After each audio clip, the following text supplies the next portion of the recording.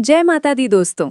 आज हम बात करेंगे नवरात्रि के उस खास दिन की जिसका इंतजार हर भक्त पूरे साल करता है। जी हाँ, मैं बात कर रही हूँ नवमी और दशमी की। यही वो दिन है जब घर घर में माँ दुर्गा के स्वरूप छोटी छोटी कन्याओं को पूजकर कंजक बिठाया जाता है। लेकिन अक्सर हमारे मन में ये सवाल आता है कि आखिर कंजक पूजन कब करना चाहिए, नवमी को या दशमी को। आज हम इस पूरे रहस्य को विस्तार से समझेंगे। नवरात्रि के 9 दिन माँ दुर्गा के 9 रूपों की साधना के लिए माने जाते हैं। पहले दिन से लेकर अष्टमी तक भक्तजन उपवास रखते हैं, जप तप करते हैं और अपने मन को माँ की भक्ति में लगाते हैं। नवमी और दशमी का स्थान इसमें बहुत ही खास है। नवमी को माँ सिद्धिदात्री की पूजा होती है और दशमी को विजयदशमी मनाई जाती है। अब कंजक पूजन कब करें, जानने से पहले हम ये जानते हैं कि कंजक पूजन क्यों किया जाता है।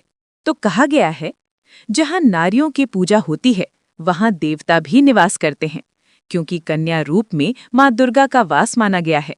जब हम 2 साल से 10 साल तक की कन्याओं को अपने घर बुलाकर उनकी पूजा करते हैं, उनके चरण धोते हैं, उन्हें भोग और उपहार देते हैं, तो वास्तव में हम स्वयं माँ दुर्गा की पूजा कर रहे होते हैं। ये परंपरा हमें विनम्रता, सेवा और स्त्री शक्ति का सम्मान करना सिखाती है। अब सबसे बड़ा सवाल, कंजक पूजन किस दिन करना चाहिए? शास्त्रों और पंडितों के अनुसार कंजक पूजन अष्टमी या नवमी दोनों में से किसी भी दिन किया जा सकता है। यदि कोई व्यक्ति अष्टमी को नहीं कर पाया तो वो नवमी को कर सकता है। दशमी का दिन मुख्य रूप से विजयदशमी के रूप में मनाया जाता है। इस दिन कन्या पूजन का विधान नहीं है, इसलिए सही नियम यही है कि कंजक पूजन अष्टमी या नवमी को ही करना चाहिए। तो चलिए अब जानते हैं इस बार नवमी और दशमी कब है।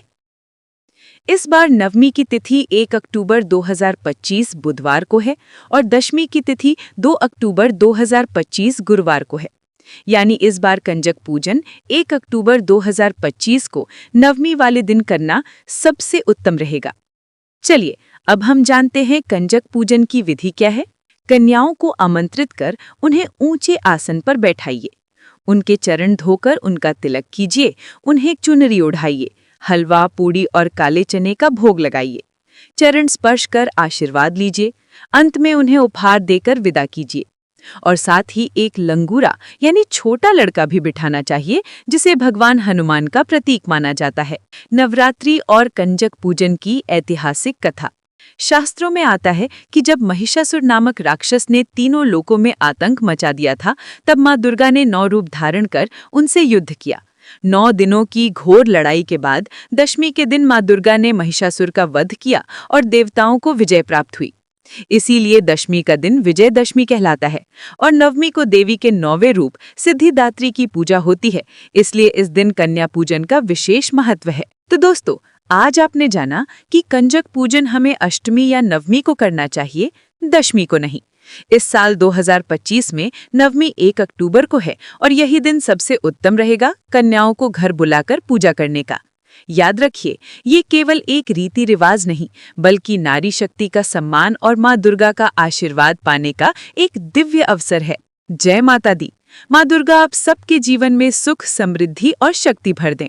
अगर आपको ये जानकारी अच्छी लगी तो इसे दूसरों तक जरूर पहुंचाइए, ताकि हर कोई इस पावन पर्व का सही लाभ ले सके।